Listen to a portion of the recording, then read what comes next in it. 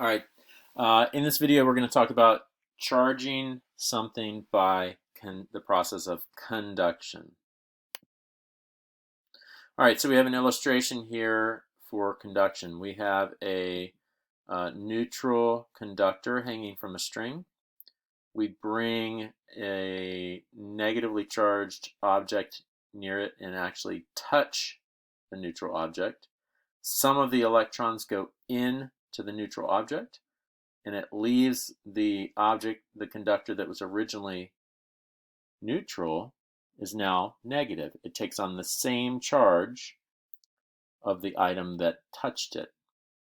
So this is conduction. One thing to note here is that the this charged rod must have an insulating handle. If it didn't have an insulating handle, then these extra charges would go through the hand to the ground, and this charge rod would instantly be neutralized, so it wouldn't work. So it must have an insulating handle. So anyway, what are the elements of required for conduction? Number one, all objects must be conductors. Well, that makes sense with those sound. Conduction requires conductors. The second key point is that conduction requires touch. Notice that this rod touched the metal sphere. The third piece to note is that a negatively charged object will turn a neutral object negative. Similarly, a positively charged object will turn a neutral object positive. Notice that in both of these cases, so a negative turns a neutral negative, a positive turns a neutral positive. In both of those cases, what it relies on is electrons moving one way or another. All right, so that's conduction. Let's take a look at some examples. All right, so in this first example, we have a metal ball A and we have a metal ball B. Note that the people are holding, the rod that the people are holding is an insulator, and the top ball is a conductor. The insulating hand keeps the charges from, prevents the charges from flowing through into the person or vice versa. Okay, so that's important to note. The other thing to note here is these representations are simplified, but sometimes simplified representations can create confusion.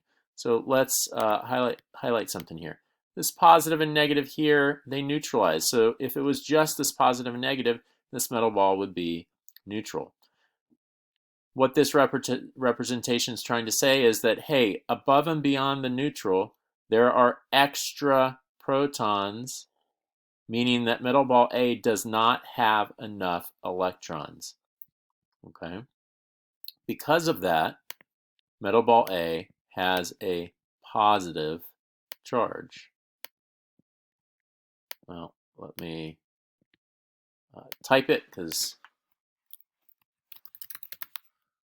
better at typing than handwriting. Okay? So metal ball A has a positive charge. Metal ball B is neutral because it has 4 protons, 1, 2, 3, 4, and 4 electrons, 1, 2, 3, 4. So we have a positively charged object that is going to touch the neutral object. So before you do anything and figure out what electrons move, what do you think will happen when they touch?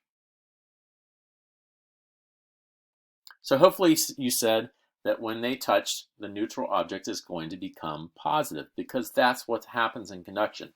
But what we want to figure out here is, how does that happen?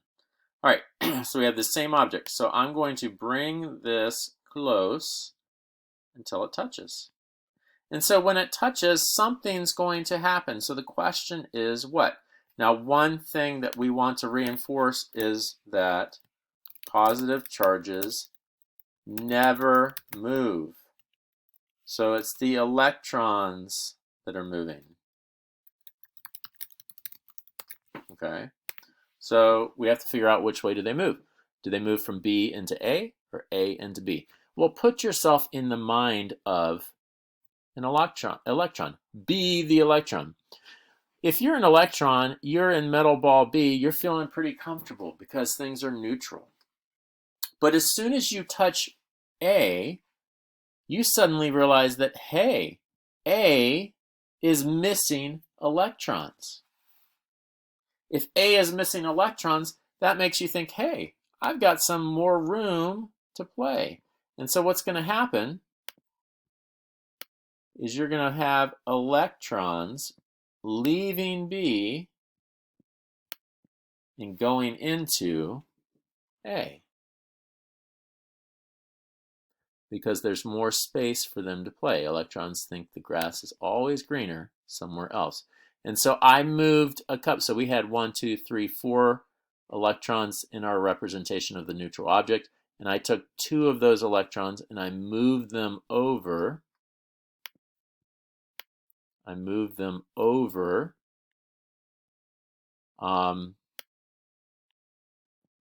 And that provided 2 extra electrons to A, and we lost 2 in B. So let's come and look at the charge here. So the resulting charge on metal ball A is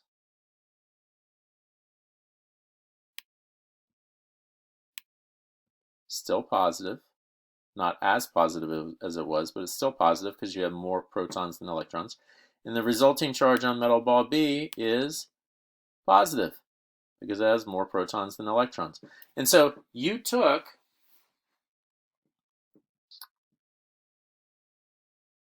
a positively charged, we go back a couple of slides, you took a positively charged metal sphere and touched a neutral metal sphere, and the result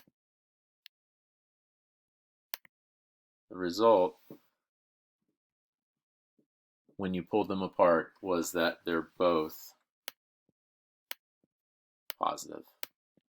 Okay, let's look at another example. Last example of conduction. Let's say that now, instead of approaching with a positively charged object, you approach with a negatively charged object. Negative because you have more negatives than positives. And you're approaching something that is neutral. So try to write with my pen. All right? So the negative is going to approach the neutral. So what is the charge on this neutral going to become? Hopefully you said that it's going to become negative, because in conduction, when they touch, the neutral will assume the charge of the object, the charged object touching it. So if a negative touches the neutral becomes negative as well. All right, so let's see why. So this metal sphere is going to come and it's going to touch, and something is going to happen. So which way will the electrons move? Take a moment and think about it. Be the electron. Well, if you're in metal ball B, you're feeling pretty comfortable before the connection. And if you're in metal ball A and you're an electron, you're thinking, man, it is pretty crowded in here, because this represents everything to neutral, and then above and beyond neutral, I have some extra electrons in there, making me have a negative charge. And so what happens? Well, what's going to happen is you're going to see some of these electrons want to go into the neutral object because they're feeling too crowded here. They don't like being around other electrons. And the result is, what I did in this representation was this is what I had. Never erase that. This is what I had in the previous slide. And what happened when they touched is, hey, a couple of those electrons move themselves over. Okay, a couple electrons move themselves over. The result of that, and then you pull those objects apart, and the result is that this object is still negative, and now this object is also negative. That is conduction.